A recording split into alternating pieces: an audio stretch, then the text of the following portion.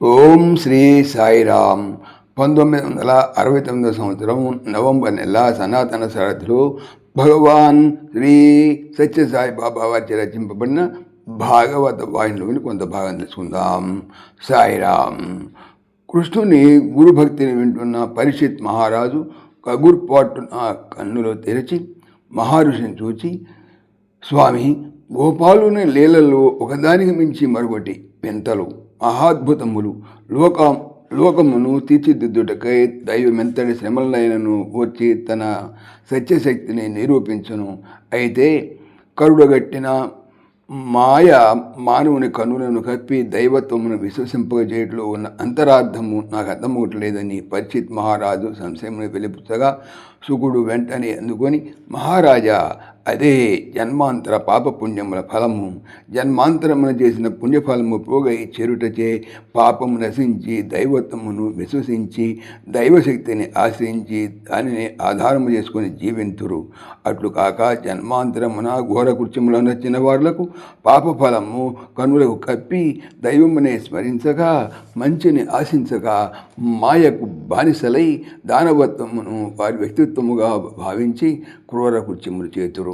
దైవ విశ్వాసము ఒక జన్మాంతర పుణ్యమని చెప్పవలేను, కాకున్నా అప్పటికప్పుడు ఉట్టిపడినది కాదు అని శుకుల వారి సమాధానం తెలుపగానే మహారాజునకు పుణ్యపాపముల ఫలము తెలుసుకోవాలనేటువంటి కాంక్షచే కృష్ణుని లీలలతో చేరిన మరొక శాప విమోచన కథను తెలుపమని కోరాను.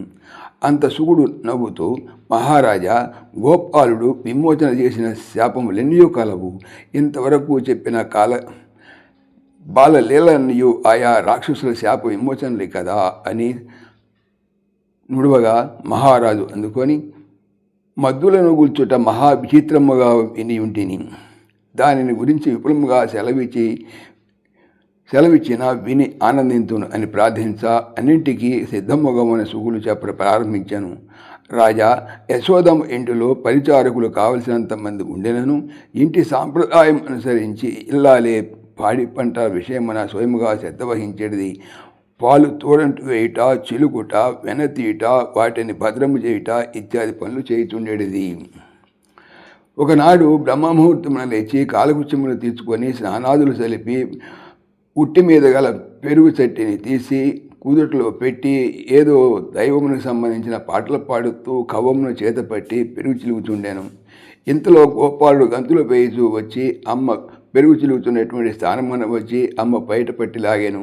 యశోద దిక్కున వెలుగు తిరిగి చూడ, గోపాలుడు పెరుగు చిలుగుట మాని, నాయన, ఇంకనూ తెల్లవారలేదు కదా, కొంతసేపు నిద్రించు పో అని చెప్పగా గోపాలుడు అల్లి బిల్లి పలుకులతో ఆకలిగా ఉన్నది అని నంగి ఏడ్పులు మొదలుపెట్ట యశోదమ్మ మనసు కరిగి కవ్వమును అవలపెట్టి పెరుగు కొండపై మూతపెట్టి అక్కడే కూర్చొని గోపాలకు పాలిచుతూ తల నిమురుతూ ఉండగా ఇంతలో లోన పాలకొండ శబ్దం వినిపించగానే పిల్లి కుండలో దొల్లించినేమోనని బాలుని వడి నుండి తీసి క్రిందికి దింపి లోరికి పరిగెత్తుకొని పోయిన అమ్మను చూస్తూ తనను వడి నుండి దింపివేసిన కదా అనేటువంటి కోపముచే కడుపు నిండా పాలిపోయినటువంటి నిరాశచే చిలుకుతూ విడిచిన కుండను బద్దలు కొట్టాను. పైన తేలిన వెన్నను బాగా తిని బయటకు పరిగెత్తాను. సశేషం.